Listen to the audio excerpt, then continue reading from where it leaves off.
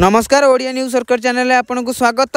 काली 17 जाके छेचिब वर्षा 3 जिला को येलो वार्निंग। आपन जदि आम वीडियो को प्रथम करके देखुं वीडियो को लाइक करूँ, चैनल को सब्सक्राइब कर पाखे थिया बेल आइकन को दबाई दिंतु सर्वप्रथम आम वीडियो देखापी। चलतु नजर पकाइबा खबर। दक्षिण झारखंड और पार्श्ववर्ती अंचल सह उत्तर छत्तीसगढ़ और पार्श्ववर्ती अंचल समुद्र पतन ठारू 5.8 किमी उच्चता एक घूर्णिबलय सक्रिय रही। यार प्रभाव में ओडिशार विभिन्न जिले में हालुका मध्यम धरणर वर्षा होउची। आंचलिक पाणीपाग विज्ञान केन्द्र पक्षर मिलिथिबा सूचना अनुसार आसंता 17 तारिख पर्यंत राज्यर अधिकांश जिले में हालुका मध्यम धरणर वर्षा जारी रहिबो। आज वज्रपात सह प्रबल वर्षा नहीं नुआपड़ा, सुंदरगढ़, मयूरभंज आदि 3 जिला को येलो वार्निंग जारी करा जायछि। एहा सह अन्य जिले में किछि स्थान में वर्षा होई पारे बोली सूचना दिया जायछि। तेबे बिजुली और घड़घड़ी नहीं बलांगीर, बरगड़, सोनपुर, संबलपुर, सुंदरगढ़, केन्दुझर, देवगढ़, कलाहांडी, नवरंगपुर, मालकानगिरी, कोरापुट,